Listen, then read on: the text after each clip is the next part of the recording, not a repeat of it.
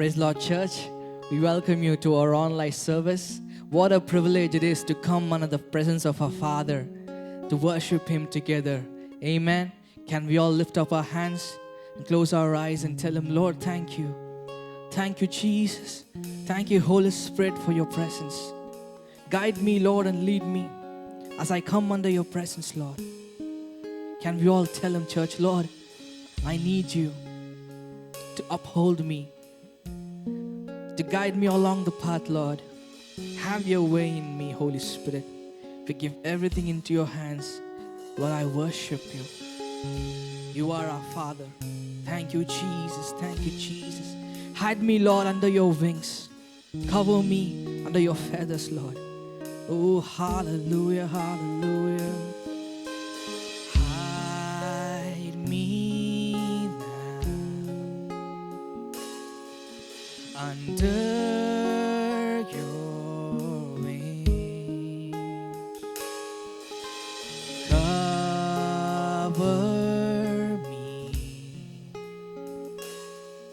within your mighty hands. When the ocean rises and thunders roar, I will soar with you above the storm. Father, you are king over the flood, and I will be still and know you are God. And I will be still and know you are God. Hide me now under your wings. Cover me within your mighty hands. When the ocean rises and thunders roar, I will soar with you above the storm. Father, you are king over the flood, and I will be still and know you are God. And I will be still and know you are God. Say hi. Say hide me now. Hide me under your presence. Under your wings. Cover me within your mighty hands. When the ocean rises and thunders roar, and I will soar with you above the storm. Father, you are king over the flood, and I will be still and know you are God. When the ocean rises and thunders roar, I will soar with you above the storm. Father, you are king over the flood, and I will be still and know you are God. And I will be still and know you are God. And I will be still and know you are God. And I will be still and know you are God.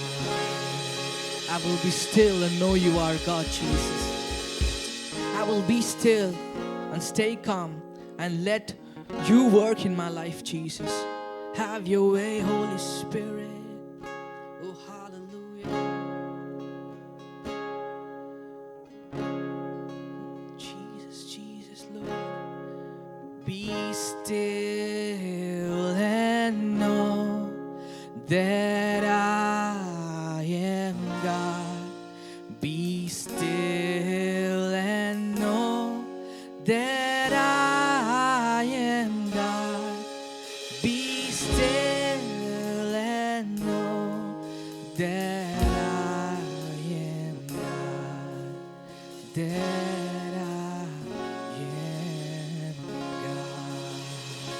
on, church, put your hands together and give God the glory.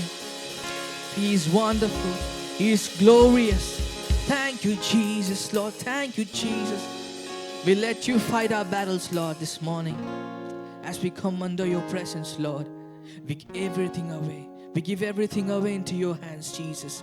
Take control over our lives, Lord. Thank you, Jesus. Have your way in us. In Jesus' name we pray, Lord. Amen.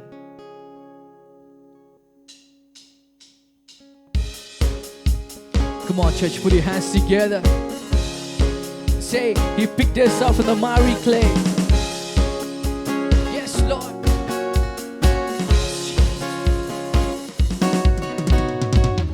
Pick me up from the miry clay. Put me on the rock to stay. You pick me up from the miry clay. Put me on the rock to stay. Pick me up from the miry clay. Put me on the rock to stay. Pick me up from the miry clay. Put me on the rock to stay. My life was in a mess. I thought there's no way out. Then I cried on Jesus' name. He gave me a brand new start. My life was in a mess. I thought there's no way out. Then I cried on Jesus' name. He gave me a brand new start. He is the rock. Say, He is the rock. He is the rock on whom I stand. Oh, He is the rock. He is the rock. Jesus is the rock on whom I stand. Pick me up from the miry clay. Come on. Put me on the rock to stay. Come on, sing with me. Pick me up from the miry clay. Put me on the rock to stay. You pick me up from the miry clay. Put me on the rock to stay. Pick me up from the miry clay. Put me on the rock to stay. My life was in a mess. I thought there's no way out. Then I cried on Jesus' name. He gave me a brand new start. My life was in a mess. I thought there's no way out. Then I cried on Jesus' name. He gave me a brand new start. He is the rock. He is the rock. Jesus is the rock on whom I stand. He is the rock. He is the rock.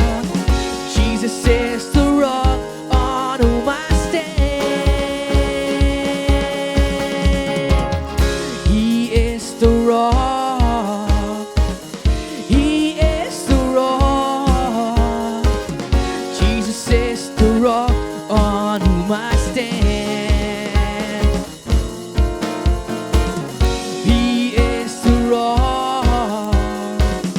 He is the rock. Jesus is the rock on whom I stand. Yes, Lord, you are the rock. We stand. You are the rock, Lord. You are the mountaintop that we stand upon. Oh, hallelujah, hallelujah, hallelujah. Can we give Him one more time a big clap offering this morning, church? Oh, He is worthy, He is worthy, He is worthy. Come on, give Him the highest glory. Oh, hallelujah, hallelujah. Thank you, Lord. Thank you, Jesus. You are our mountaintop. You are the city that is built on high, Lord. and we dwell in you. We are here, Lord, in your presence to come seek your face, to seek your glory. Won't you come and have your way in us? Have your way in us, Holy Spirit. We surrender our lives to you. We surrender everything, Lord. We surrender. Church, have this perception. When we surrender everything that we are going through, God is able to take that and fight your battles on behalf of you. He is our defender. Whatever it may be, just surrender it to Him. A life of surrender is to tell God, Lord, you are the King of my life. Have your way in me. Lord, go and fight my battles, Lord, while I rest in your love, while I rest in your presence. We give everything to you, Jesus. Hallelujah, hallelujah, hallelujah. Thank you, Jesus, thank you, Jesus. Thank you, Jesus, thank you, Lord. We surrender, Lord, we surrender. We surrender our hearts. We surrender our perceptions, Lord. We surrender our desires. We surrender our thoughts. This morning, have your way in me, Jesus. Hallelujah, hallelujah. Here I am, down on my knees again, surrendering. Surrendering.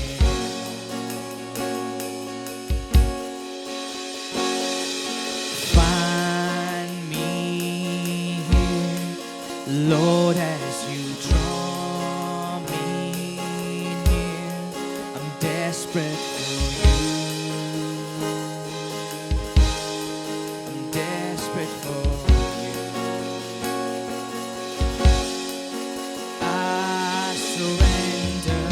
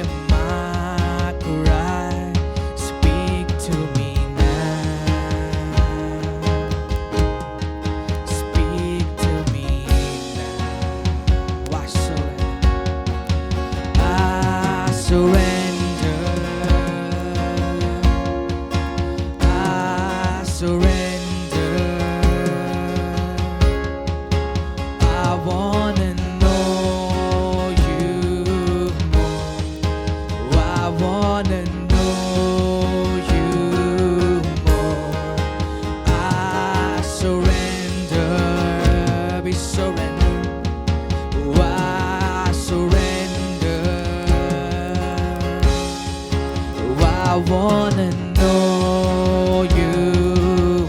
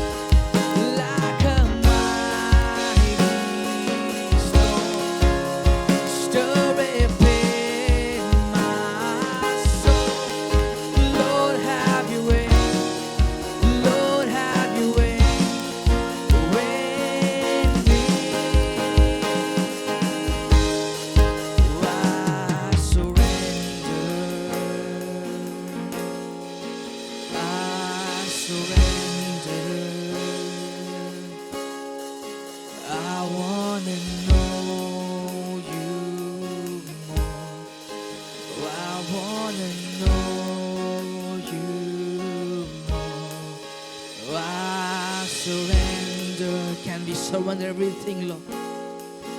I surrender everything at your feet, Jesus. Oh, I wanna know you more.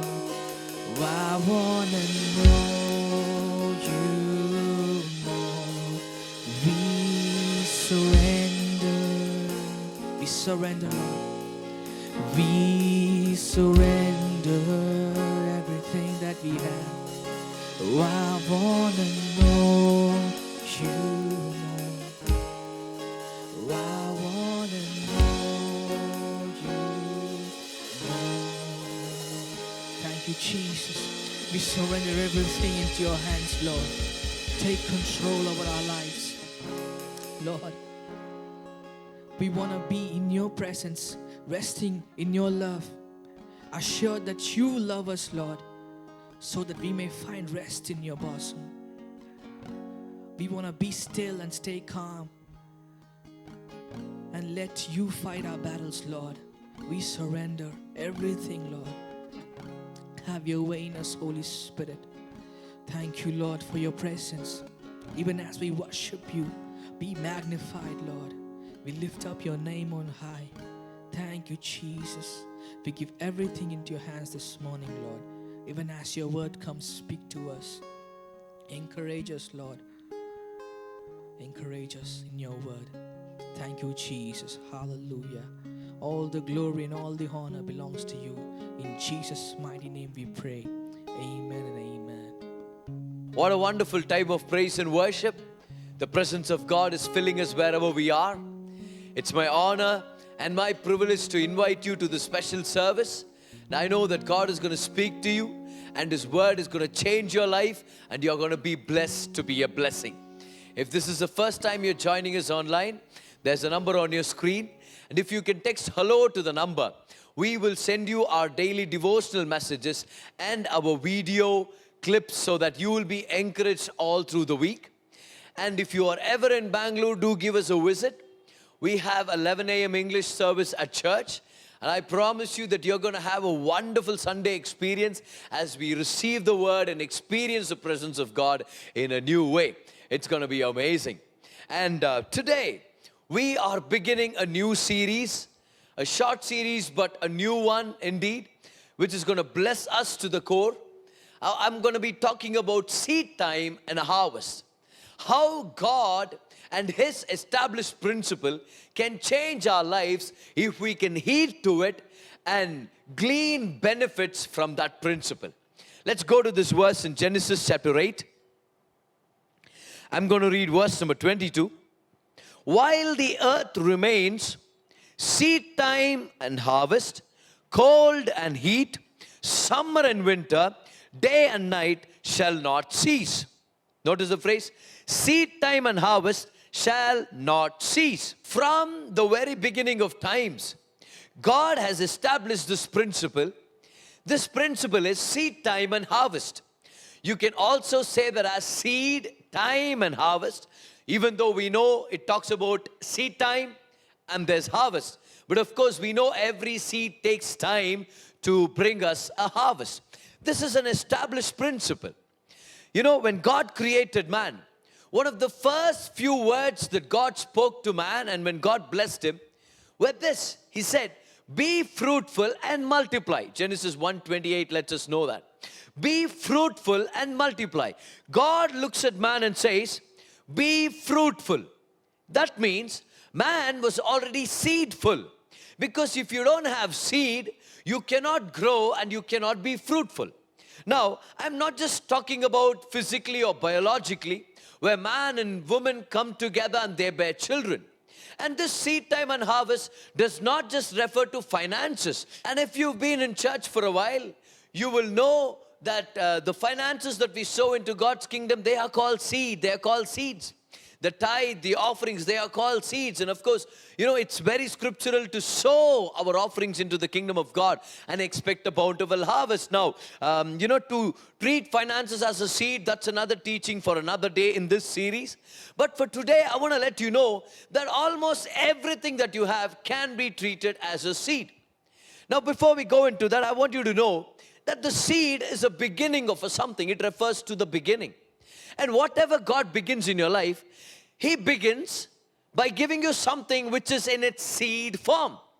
See, whenever God gives you a promise, He gives to you something which actually is in its seed form. He will turn around to you and He will say, now I'm going to give you something which is in seed form, and you will get to the promise if you use the seed according to how I lead you. In other words, you have everything that you need to see what God has promised in your life. What a tremendous statement of truth that is. You and I have everything that we need in order to see what God has promised for us in our life. We have everything we need. All we got to know is to discern that that is in seed form. It's in seed form. We haven't seen it in its fullness. It's in seed form. But if you are faithful enough and willing enough to take that seed and sow it where God tells you to, at the time that God tells you to, you will see that the seed begins to flourish and prosper, and you will come to a place where you will see the promises of God being fulfilled in your life. So the seed can create everything that God has promised you. Take that down in your notes. The seed that God has given you can create everything that God has promised you. Everything that God gives you is in seed form. When you take the seed and sow it, you will receive the harvest. You see, now we know, as a child of God, we are carriers of seeds. Just like how God looks at Adam, God looks at us now to say, be fruitful. In other words, you are full of seeds. I want you to be fruitful, because when you're full of seeds, you can sow them and you can, harvest a great, plentiful results of God's promises. As a child of God, you are a carrier of many seeds. In fact, everything you have can be treated as seeds. Everything that you know can be treated as seeds. And everything you've been through, your experiences, your precious experiences, can be treated as seeds. And when you learn to sow it, you will ultimately get what God has promised you. So in our teaching today, I want to give you 7 seeds that will help us glean the results that God wants us to glean in our personal lives. And I want to talk to a few people who want to see God's promises fulfilled in their lives. And all these seeds are referring to our daily living. So I want to title this teaching, Seeds for Daily Living. So I'm going to be talking about a few things that you can sow into others' lives. And it all relates to our daily living, our everyday walk with God. So seed number 1, take this down in your notes. Humility is a seed for honor. Humility is a seed for honor. All of us desire to be honored. We want to live from a place of honor. We want to do things that are honorable. We want to, care for our family and, provide for our family in a way where we all live together honorably. We want to live with honor, because honor was what was given to man when God created him. The scripture says that God crowned the man that He created with honor and glory. So we want to live honorable lives, and it's God's will for us to receive honor. In your workplace, God wants you to receive honor. When it comes to your relationships among your family and your friends, in your church, in your ministry, God wants to honor you. God tells Joshua, I want to honor you in the eyes of the people of Israel. So God wants to honor. But what is the seed for honor?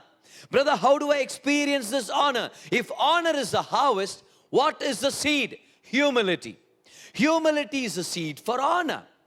Let's go to 1 Peter chapter 5 and verse number 6. Humble yourselves therefore under the mighty hand of God, that He may exalt you in due time. Notice the phrase, under the mighty hand of God. In other words, humility does not mean you let everybody slap you, everybody put you down. Humility does not mean you don't stand for your rights, or you don't fight for your family, you don't speak when it's required to. Humility does not mean that you become a doormat for everyone.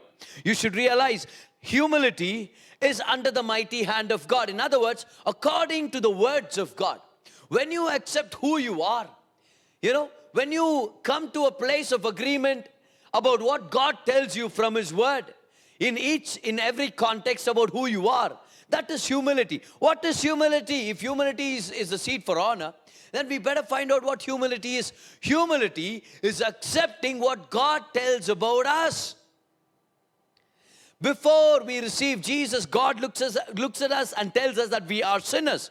So we agree. Yes, God, I am a sinner. We agreed we were sinners before we met Jesus. That is humility. But now that you are saved, God looks at you and tells you, you are righteous. You've got to say, yes, I am righteous. If you say, no, I am a worm.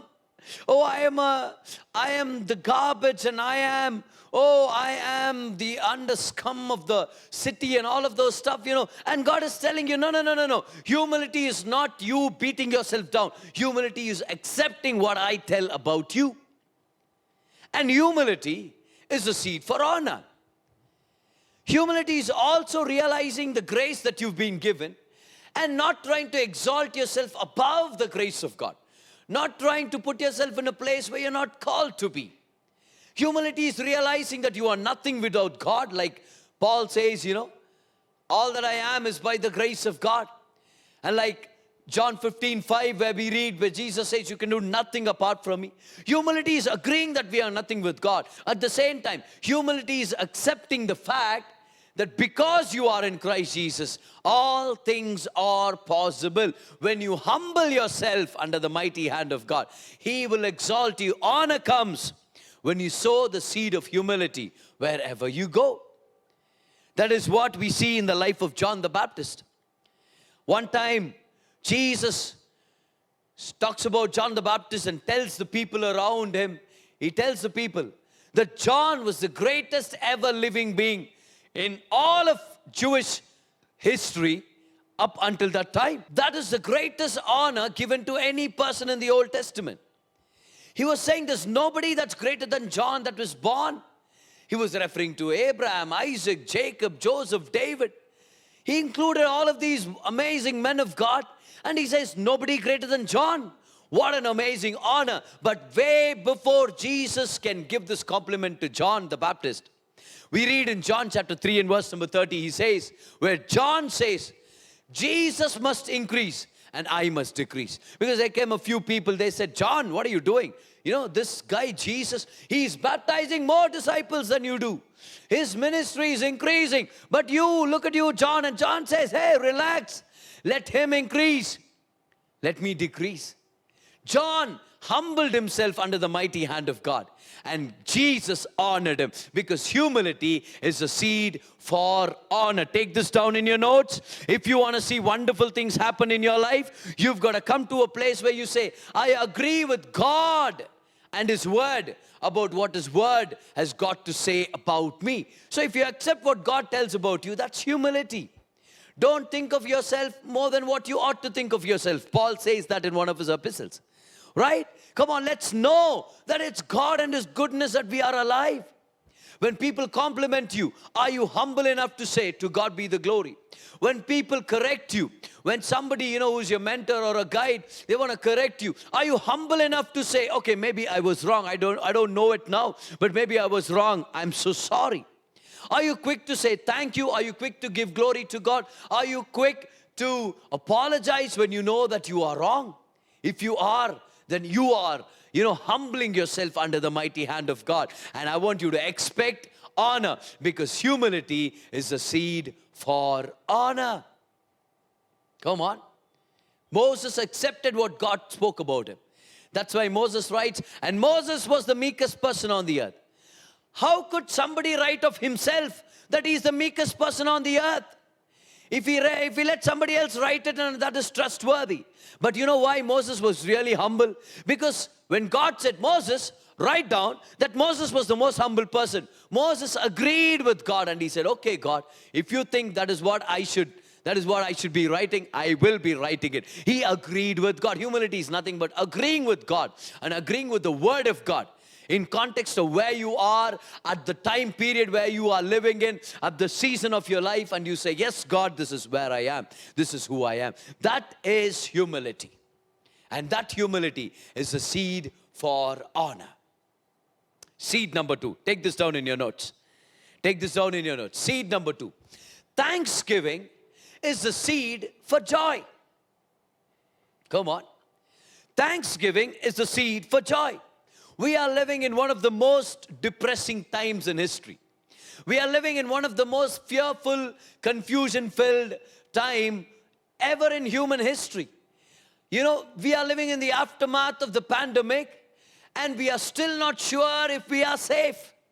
Because the vaccines that have been given to us are still not 100% effective. And we know people who fall sick even after receiving the vaccine for the COVID-19 virus. And we are living in this state where education has been, impacted by it, largely been affected by it. So many people are jobless, and so many of us have to take a cut in our pay. And you know what? We are living in one of the most challenging times, and this is the right time to sow in the seed of thankfulness in order to reap the harvest of joy. Friend, if you are unhappy today, if you are depressed, take a praise break. Start thanking God for everything that's been given to you. Because when you sow a seed of thankfulness, you are positioning yourself to remember how good God has been in your life. See, at this moment, why don't we just praise God for a few seconds right now? Come on, thank Him. Say, thank you for the house that I live in. Thank you for the parents that I still have. Thank you for the children and the family you've given me. Thank you for your goodness. Thank you for the job. Thank you for the income. Thank you for the dress that we have. Thank you for everything good you've got in store. Thank you, Jesus. Thank you, Jesus. You know what happened just now? You reminded yourself of the goodness of God. What happens? Joy comes as a result of realizing what you already have in Christ. See, there's a difference between happiness and joy. Happiness is related to the happenings in your life. If happenings happen according to how you like them to happen, then you are happy. But joy is not a result of your circumstances. Joy is a result of your relationship with God. Joy is different. Joy is on the inside. Happiness is an expression on the outside. Come on, friend. And we have the joy of the Lord on the inside. Nehemiah says, the joy of the Lord is our strength. In other words, he's saying, if you are joyful, you will not be depressed, you will not be weak. But how do I be joyful in such depressing times? You sow the seed of thankfulness. When you sow the seed of thankfulness, you will reap a harvest of joy. That's what the psalmist did. In Psalm 42, verse number 5 and 6, we read the psalmist talking to his own soul. Here is the psalmist talking to his own self. He's saying, why are you cast down, O my soul? Why are you disquieted in me? In other words, he's saying, why are you down? Why should you give in to depression? This is something what we've got to do today, right? Then he says, hope in God, for I shall yet praise Him for the help of His countenance. While he is discouraged, the psalmist starts praising God. Come on, did you take a note of that?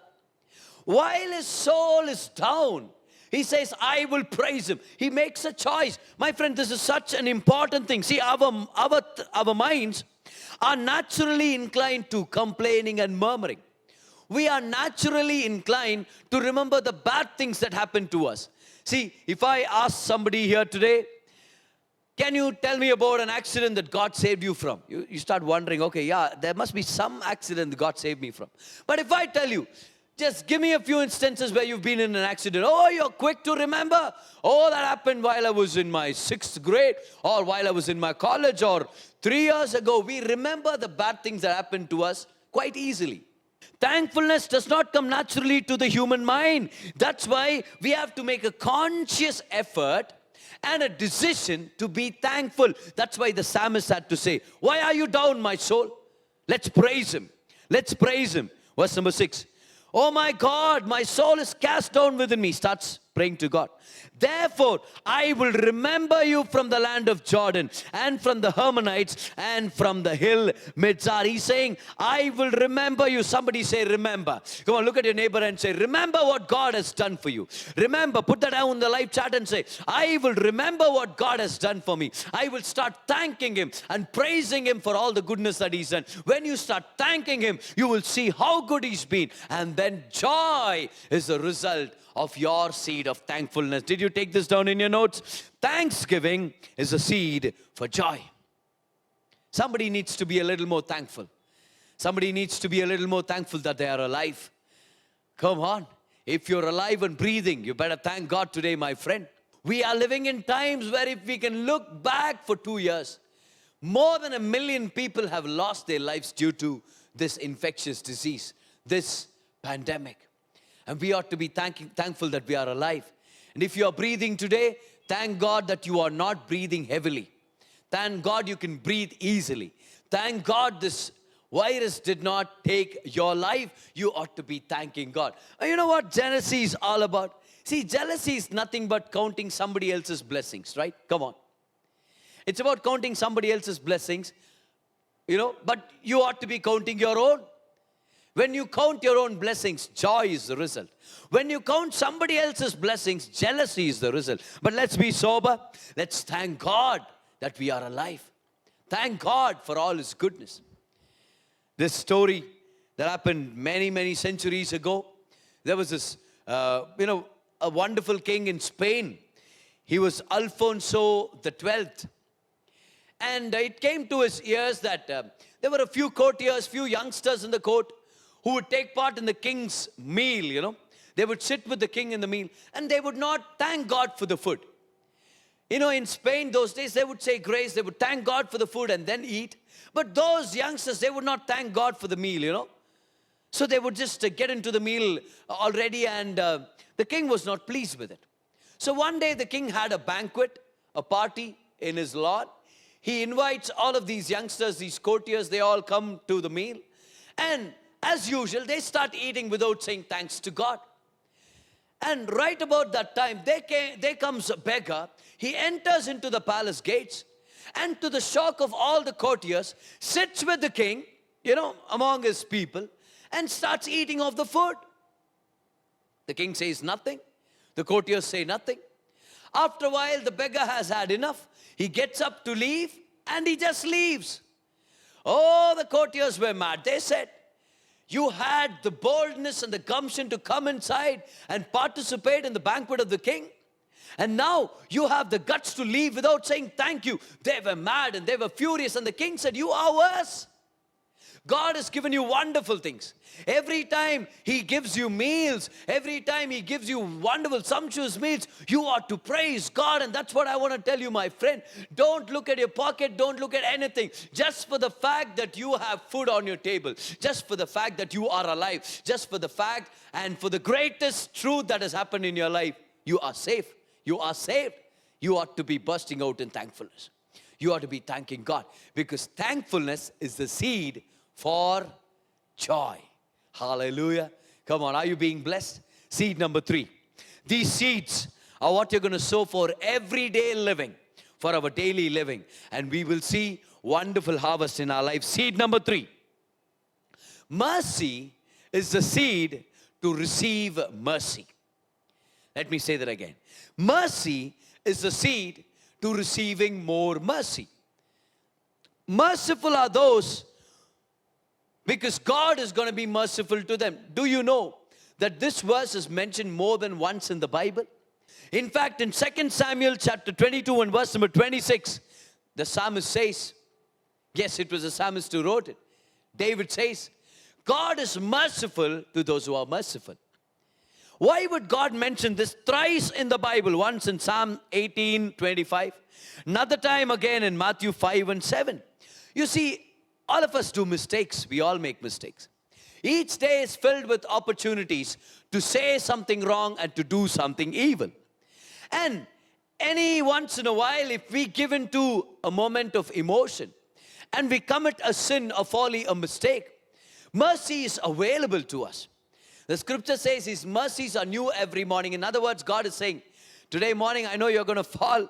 I know you're going to do something wrong. So I have mercy ready. So we come to God. We receive His mercy. And this is the point, my friend. When you truly receive the mercies of God, you will want to deal the mercy of God to everybody around you. And what happens? When you are merciful to others because of the fact that God has been merciful to you, you are sowing a seed of mercy. And one day, you're going to need that mercy back. One day, when you go out of your way. One day, when you say something bashful and when you get angry, when you hurt and offend someone, one day you will need a harvest of mercy.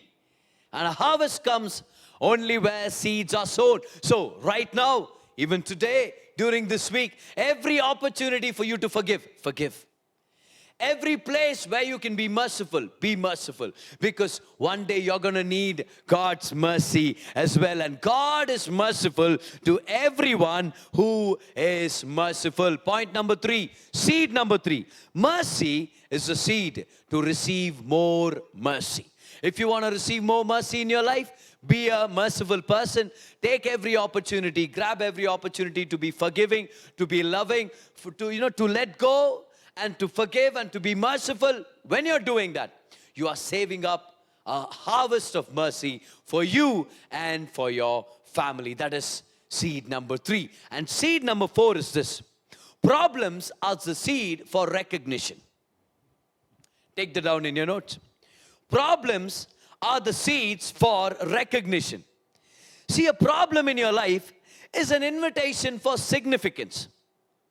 It is a chance to reveal your talents, your skills, and your competence. People around you don't know what you have until they see you solve a problem. So anytime God allows you to face a problem in your life, don't look at it as a barrier, but look at it as an opportunity to sow a seed for recognition. Look at problems as challenges. Look at all these challenges as opportunities. Opportunities to solve the problem and come out of wherever you are and be elevated, because now you can be recognized. That's why Joseph, when he saw those sad faces in the prison that day, he speaks to them because he saw an opportunity to solve their problems so that he can come out of prison, and he starts helping them with their dreams and their interpretations, He was sowing a seed. He saw problems as a seed for recognition. In other words, when there are problems in your life, don't look at them as barriers. Don't look at them as something that has come to trouble you. Look at them as seeds, because when you solve the problem, see, there you are sowing seeds. Whenever you solve a problem, you are sowing seeds for recognition. So maybe I should have put this statement like this, solving problems are a seed for recognition. So find out the kind of problems you are created to solve, because every person here on the earth is created to solve a problem. You are a problem solver. You're an answer to your generation. You've got to find out what God has called you to do. In other words, you've got to find out what problem you are created to solve. Everybody on the earth is created to solve a problem. We live in a fallen world, and your destiny is connected to your problem-solving skills. If you don't, solve any problem, then what are you called to do? You're called to fix something. You're called to be a problem solver. Find out the right kind of problems and solve them. And when you solve those problems, they become a seed for your recognition. David, was not recognized just as a shepherd boy. But when he went out and killed Goliath, he was being recognized as a giant killer. I'm sure he wouldn't be popular if he killed a midget that day. If he killed a dwarf, David killed a dwarf for money, and let's put him in jail. But no, he killed Goliath and he became recognized. In fact, the scripture says, 1 Samuel 17:48, that David ran towards the giant. So when everybody was running in the opposite direction, David was running towards the giant. He was saying, how could I miss such an opportunity? He went around asking guys like, what are you going to give me if I kill this guy, What's the king going to give me? Everybody was talking about, let's hide from this guy. But David was talking about solving the problem. When he solved the problem that was taunting Israel for 40 days, he became a problem solver, and he was sowing a seed for his recognition. So write this down in your notes. The problems in your life are actually opportunities, because when you solve the problems, your problem solving is going to be the seed for recognition. When you solve your problems, you are sowing seeds for recognition. Anybody want to make a mark in history? Come on. Anybody want to change something in your locality, something for your society? If you want to make a difference with your life, you have to have the guts to solve the problem. Instead of looking at the trouble as a barrier, you've got to look at it as a stepping stone and deal with it. Face it with the grace of God and solve it. When you become an expert problem solver, people come to you. They give you money. They give you success. They give you recognition. That's what it's all about, my friend, to be a problem solver. And seed number 5. battle is a seed for new territory. Every time you face a battle, and every time you fight a battle, every time you're willing to fight a battle that's connected to your destiny, you are sowing seed for new territory. That job you've been waiting for could be the new territory. That promotion you're believing God for could be that new territory. That new land or the house or the church building that you want to acquire, that could be the new territory. But it's hidden in the seed of battle. In other words, if you're willing to face a battle, you are sowing a seed for new territory. There is no new territory without a battle, my friend. If you want to go up in life, if you want to move further in your destiny, if you want to receive more and experience more of life, you've got to be willing to face battles. Because you see, as long as you're in the wilderness, the battles are few. But when you cross Jordan into the promised land, you bet there are going to be battles that you have to face. You've got to circle around Jericho sometime. You've got to hide behind Ai sometime. Sometimes you've got to look at the sun and talk to the sun and say, stop here, because I'm still fighting my enemies. You've got to look to the moon and talk like a crazy guy to the moon and say, stay there over Ayalon. Don't you ever come here. Son, stay over Gibeon, because we are fighting a battle, because every time you want to come up higher, there's going to be a battle. Friend, life is not battle free. Life is not fight free. And I want to tell each person who's listening to me, who's under the sound of my voice, get good at fighting. Come on, I said that again. Come on, get good at fighting. Life is a fight. You will never outgrow warfare. At any given stage in your life, there's going to be warfare. You can be a father of one child or a father of 5 children. You have a battle. You could be single, you could be married. You have a battle. You could be a normal executive in your company, or maybe you're the boss, but you're going to have battle. Friend, life is never going to be battle-free. Life is never going to be, without a war or warfare. You have to get good at fighting. Look at your neighbor, tell them, get good at fighting. Now, when I say fighting, what am I talking about? It's about the battle that goes on in your mind primarily. Every time you enter into new territory, you are bound to find some new challenges, my friend. And you will say, where did this come from? Oh, my life was good, but no. You had little battles, but now you have larger battles. Now you have bigger battles to fight. Why? Because fighting battles are going to be seeds for new territories. Do you want new territories for your family? Do you want to have, a wider range when it comes to your influence? Do you want your ministry to grow, your career to grow? Then you ought to be willing to fight in the right way. Use the promises of God. Take the grace of God that's available. But stand in faith and, fight the fight of faith. You will enter into your new territory in Jesus' name. Fighting battles is a seed for new territory. That is seed number 5. As believers, God wants us to grow. God wants us to, come up to the next level. God wants us to have more territory. God wants us to have more blessings and more influence. But nothing is battle-free, my friend. You don't have to battle with God for anything. You don't have to fight with God for anything. People say, you've got to wrestle like Jacob wrestled with God. Oh, well, best of luck, because nobody can wrestle against God and win. It's not about wrestling with God, my friend. God is more than willing to bless you. In fact, God died on the cross to bless you. It's in His heart to see you prosperous and flourishing. But the fact is this, there's an enemy in the world who does not want us to prosper, who does not like for the children of God to make a mark. He does not want the children of God to make a difference in this world. Why? The very fact that we are on this earth is threat to the devil. And there is going to be a fight. He will send across people who don't understand your dreams. He will bring people who want to kill you, who want to attack you, who want to kill your reputation. But you've got to stand strong. Hold on to the promises of God. Speak out words of faith. Keep your mind in order. And you know what? Fight the good fight of faith, because life is a fight.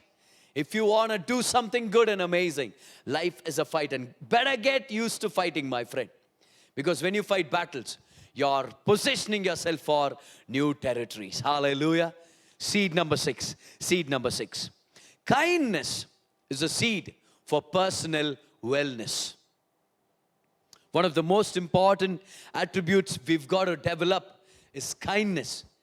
Because when you sow seeds of kindness, you are setting yourself up for some personal wellness. Romans chapter 12 and verse number 10, the Apostle Paul says, be kindly affectionate with one another. Be kind with one another. Kindness is a seed. You know, in fact, the word for grace in the Bible, the very first time grace is mentioned in the Bible, the word used is chanan. And chanan means to stoop down in kindness to the inferior. What did God do when He gave us grace? He was kind to us. That's why the psalmist says, your gentleness has made me great. It's His kindness. Kindness, may kindness be one of the most important attributes of our lives. See, God wants us to be kind. When you are kind to someone, you are sowing a seed to reap a harvest of personal wellness in due time. Be kind. Come on, look at your neighbor, tell them, be kind. You never know that God will bring about your harvest quickly when you need it. Isn't that what happened to Rahab? There were these spies that went around, checking out the land of Jericho, and the king got to hear of it, and now soldiers are looking for them. And these two spies, as they are running, along the walls of Jericho, this lady named Rahab calls them in. She puts her life in danger as she's protecting these spies. What was she doing? Sowing a seed of kindness. She was saying, I want my family to be saved. Oh, I look at these people of Israel, they are, this land belongs to them. But I want to save my family. What do I do? I want to sow kindness in order to reap kindness from them. And here she sees the opportunity and grabs the opportunity. She says, please come. Both of these men hide themselves in the house of Rahab. And guess what Rahab says right after the ordeal is over? She says, you can escape now, but then remember to rescue my family. Remember to save my family when the Lord gives you the city. That's what happened. She sowed a seed of kindness to those spies. And the spies, the nation of Israel, sowed a seed of kindness. Brought a harvest of kindness rather into the life of Rahab and saved her entire family. Guess what? She married one of the sons of the leaders of Judah, and her name is mentioned in the genealogy of Christ. How about that? How about that for being kind? Isn't that awesome? You be kind to someone, you never know how long it can bring fruits to you, how much of a harvest it can bring into your life. Be kind. Look at your neighbor, remind them, say, be kind to everyone. I believe it was Mother Teresa who said, be kind, for everyone you meet is facing a battle. Oh, isn't that such a profound statement? Everybody is meeting a battle. Everybody is fighting a battle. So when you meet them, be kind. We see the same attribute seen in the life of Ruth. Her mother-in-law lost two of her sons and her husband. Now Ruth has a choice to either go back to her own parents and get married again, and then life is well and good again. But now she has a choice to leave that option, but to cling to Naomi, who has nothing and no one, and go back with her to her hometown Bethlehem and to support the mother-in-law. Ruth made the choice to be kind to her mother-in-law. She went out of her way to be kind to her mother-in-law. Guess what happened? Boaz noticed that Ruth was a kind woman. And the scripture says, Boaz went out of his way to redeem Ruth to himself. What's the harvest? Ruth becomes the landlady. She becomes the richest woman in town. And she actually becomes the great-great-great-grandmother to our Lord Jesus Christ. She is mentioned in the genealogy of Christ. How about that for being kind, my friend? Kindness can go a long way. Look at your neighbor, tell them, kindness can go a long way. Put that in the live chat and say, I will be kind. Come on, just say that, I will be kind. I will be kind. A Christian, one of his most important attributes needs to be kindness. Did you know that's one of the manifestations of the fruit of the Spirit? If you are walking in the Spirit, you will be a kind person because everybody is valuable. Every human being, saved or unsaved, is valuable. They have feelings. They are going through a battle. Be kind. You never know what harvest it's going to bring back to you. A few months ago, it It was a busy Thursday. There was work happening at church. There were a few installations happening, and I was busy. I was tired. I was in and out, just traveling here and there. And but that day, I had to meet this dear mom and her son. It was a very tired day, but I told them, you can come. I'll pray for you, because it was kind of an urgent situation. I was waiting in the evening, but it was 5 o'clock, I believe. That was when they said they would drop by in the church, and 7:30 we had our midweek service. But they hadn't turned up, so I called them up, and they said the son fell down and injured himself. And the old lady said she was trying to get an auto, the auto rickshaw, in order to find the church and come here. But then I thought, it's a busy day. I'm very tired. I have an option to say, no, please don't trouble yourself. Maybe we can meet tomorrow.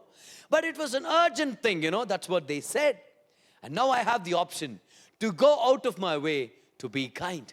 I want to mention that I had a large amount of bill to be paid the very next day. Okay?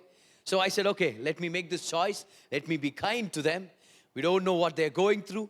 Perhaps they need a real, prayer. Somebody who can stand with them and believe with them. So I said, relax, auntie, you don't have to come.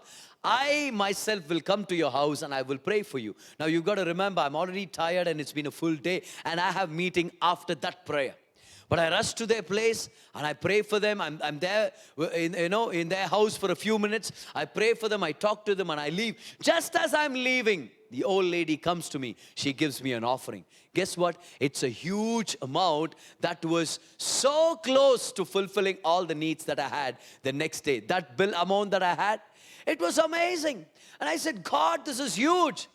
This is I didn't expect an offering at this time, but then this was huge, and God was like, see, I hid your harvest in your seed of kindness. It pays to be kind, But of course, it's not our motive to see finances everywhere and in everything. Human lives are more precious than money. To be a kind person to someone cannot be paid back in cash, but reward is coming. That's what I want you to know. I was kind to them, and God rewarded me. God rewarded me, I would say. God rewarded me. And that was such a helpful amount, in order to pay off something that I had in store, something that I had in mind. Be kind to someone. So seed number 6, kindness is the seed for personal wellness. Be kind to everyone you meet. Be kind. Point number 7, seed number 7. This seed is going to help you every day. Just like how all these 6 seeds are going to help you. Let's just do a quick recap. Humility is the seed for honor. Thankfulness or thanksgiving is the seed for joy. Mercy is the seed to receiving more mercy. Problem solving is the seed for recognition. Fighting battles is the seed for new territory. Seed number 6. Kindness is the seed for personal wellness. And we'll go to seed 7. Seed number 7 is this. Giving is the seed for growing. Take that down in your notes. You might as well type that in the live chat. Giving is the seed for growing. In Acts chapter 20 and verse number 35, we read that it is more blessed to give than to receive. But sometimes I am like, God, I feel so blessed to receive. Why would you say that it's more blessed to give than to receive? You see, friend, what you eat is your food. But what you give to bless someone financially, the finances that you give, they become a seed. And only what you give can grow. And if what you give can grow, then you are growing. That means giving is the seed for growing. Friend, the harvest is always greater than the seed. So what you hold on to is not going to give you the harvest. What you hold on to, is not going to take you to another level. I find it funny when people come to me and say, it's not being enough, it's not being enough. Why are you asking me to give? Why are you asking me to give, to people who are in need, to churches, to the work of the gospel? I'm like, whatever you're holding on to becomes your food. You eat it, you digest it, and it's gone, But then whatever you sow secures your future. What you sow will grow. What you sow will give you way more than what you've sown. Because you sow and then you get back 30, 60 and 100 fold. My friend, be a giver today. Look at your neighbor, tell them, be a giver. Because giving is powerful. Giving goes beyond your selfish ambitions. Giving causes you to live life beyond I, me, myself, Giving gives you a purpose that is beyond your own self. Giving widens the horizon. Giving enlarges your life. Giving puts you in a place where you are blessing to many more people. Giving actually empowers you to live a life that is larger than your own life. You are living to be a blessing. When you give, you grow. When all you do is just take in, you never grow. Our life needs to be like a river.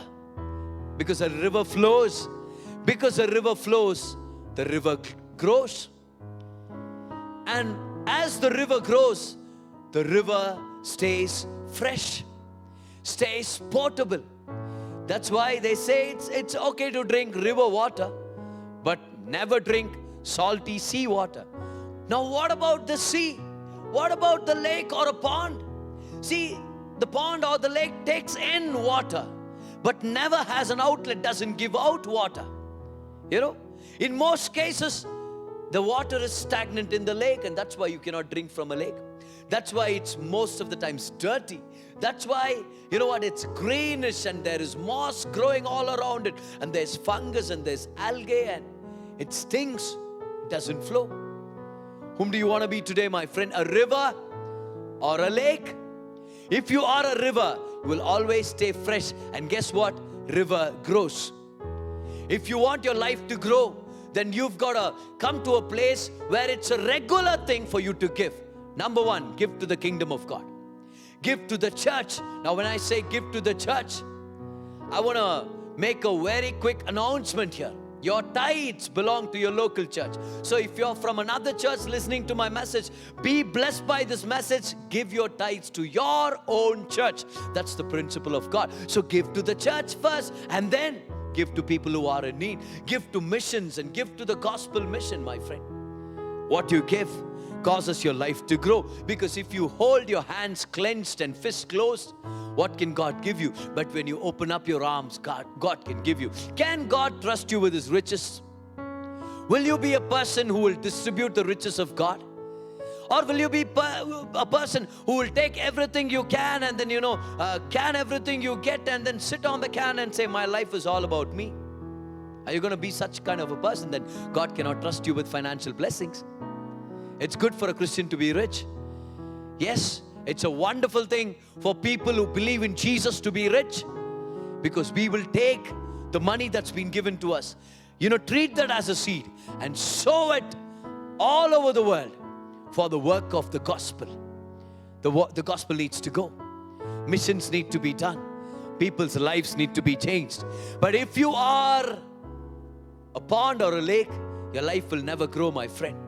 And when summer season comes, you will shrink, you will die. But if you have been a person who's constantly giving out and, sowing into the lives of people, no COVID-19, no pandemic, no famine, no market situations can determine your prosperity. God will give you the harvest, and giving is the seed for growing. Now, at the age of 53, John D. Rockefeller, who was the world's only billionaire at the time. Did you know that? Isn't that fascinating? John D. Rockefeller was the only billionaire in the world. He was earning millions, about $1 million a week. A very rich guy. And they say that the amount of money that he had, took him wayward, and he was quite bad in the way that he spent his money. But at the age of 53, he became very sick unto his deathbed. He was only eating crackers and he was drinking milk, like a baby. That's all that he had to eat. But one day, John D. Rockefeller realizes that in giving, that life becomes real meaningful. So, at the time of his sickness, he starts giving out his finances, starts building hospitals and colleges, and starts giving to the work of God. Guess what happens?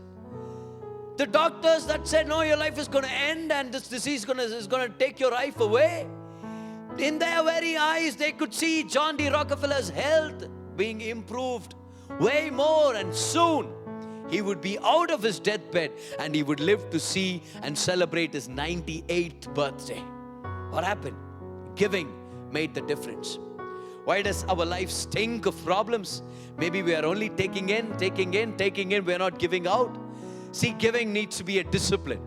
Giving needs to start with a desire. It needs to be, activated with a decision, but it needs to go on with the discipline. Giving is not an emotional thing. Giving is an act of faith. Giving is an act of worship. And when you are a genuine child of God who's truly received the grace of God in your life, your heart will open. That will cause your hand to open, your wallet to open, your account to open, where you live to give and you live by your giving. Oh, come on, friend. Don't get me excited on this topic, because we are coming to this in a few weeks' time. But I want to let you know that giving is a seed for growing. Come on, somebody. Are you being blessed today? Giving is a seed for growing. Everything that you have in your life can be turned into a seed. Everything you have, everything you know, everything you've been through, even your negative experiences can be turned into a seed if you can turn it to bless somebody else with your story. Everything you need has been given to you in seed form. Has God given you promises? Check again. He's also given you seeds that lead you to seeing the promises fulfilled. You have everything you need to see what God has promised you. If you can take what God has given you and start sowing it in the right places, to the right people, at the right time, in the way God tells you to. When you're open to His leading, when it comes to sowing, you will see the desired results in your life. You will see God fulfilling His promises, and you will see great things come to pass. And the next week, I'm going to be talking about a few seeds that will help you in your personal growth. Do you want to grow personally in your career, your ministry, as a person? Come on, you've got to be excited, because next week I'm going to be sharing a few seeds that will help you grow personally. But for today, all these seeds are for daily living. A quick recap before we close our eyes and pray. Seed number 1, humility is a seed for honor. Thanksgiving is a seed for joy. Seed number 3, mercy is a seed to receive more mercy. Solving problems are the seed for recognition. Fighting battles that are connected to your destiny are the seed for new territories. Kindness is a seed for personal wellness. And giving is a seed for growing. Hallelujah. Put your hands together. Give God the glory for this teaching. Come on, this is more of a teaching than a preaching. All right, I'm sweating less and my voice is still nice and fine and good. That means I've not been preaching, I've been teaching more. All right, so I know that God has spoken to you, God has blessed you, God has enlightened you. Why don't you stand to your feet wherever you are, throw your hands up in the air and give God some glory and tell Him how much you love Him. Tell Him how much you acknowledge and appreciate the teaching that you received today. Come on, shall we do that? Raise your hands wherever you are and say, thank you, Jesus. Thank you, Holy Spirit. We praise you for your grace and your goodness and your glory. Oh, thank you, Heavenly Father. Thank you for your mercy.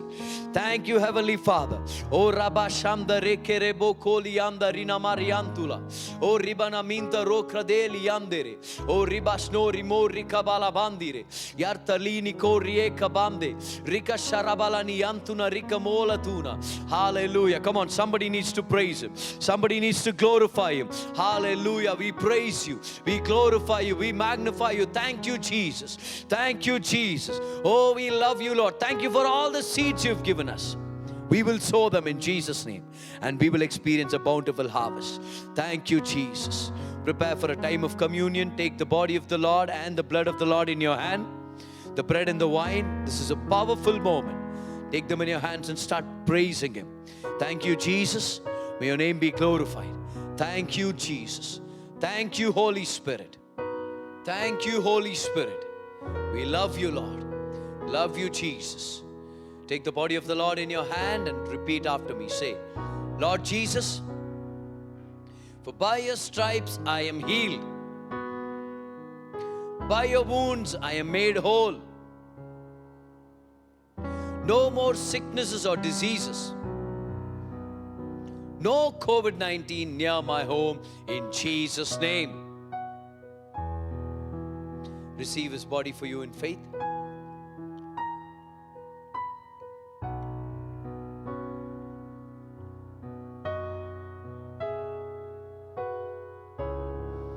Lift up the cup in your hand and say, Lord Jesus, for by your blood I am made righteous. For by your blood I am made worthy. For by your blood I sow seeds of goodness. And I expect a bountiful harvest. A harvest of promotion and protection. A harvest of blessing over my life. In Jesus' name, receive His blood for you. Thank you, Jesus. I want you to raise your hands and let's pray together. Heavenly Father, Lord, we thank you for this amazing privilege to listen to your word and glean powerful truths that will help us in our daily living.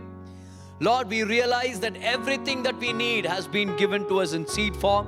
And as we sow it according to your leading, we will see your promises come to pass and we will see the harvest that you have in store. Lord, we pray that you give us the wisdom to sow kindness, to sow all the things that you've given us, to sow our finances in the kingdom purposes, to sow humility, Lord, to sow every good thing you've given us, Lord. Give us the wisdom. Even as we sow, we expect a bountiful harvest, a harvest of seeing your promises fulfilled. Thank you for your grace and your goodness. In Jesus' name we pray. And the people of God said, Amen. Raise your hand, receive the benediction. May the Lord bless you and keep you. May the Lord make His face shine upon you and give you grace. May the Lord lift up His countenance over you and bless you with shalom peace all the days of your life in Jesus' name. Hallelujah. Come on, give Him some praise. He deserves all the glory. I'm sure that God spoke to you through this teaching. Everything that you need has been given to you as a seed. When you sow it, all that God has promised in your life will come to pass. And as we bring this service to a close, I want to remind you that we are praying for you. And come with expectations next week, because I'm going to be teaching to you about personal growth and the seeds that you can sow for personal growth. All right? So I'm going to be praying for you. Remember that God is still on the throne. He's working for you. He's working everything together for your good. God bless you.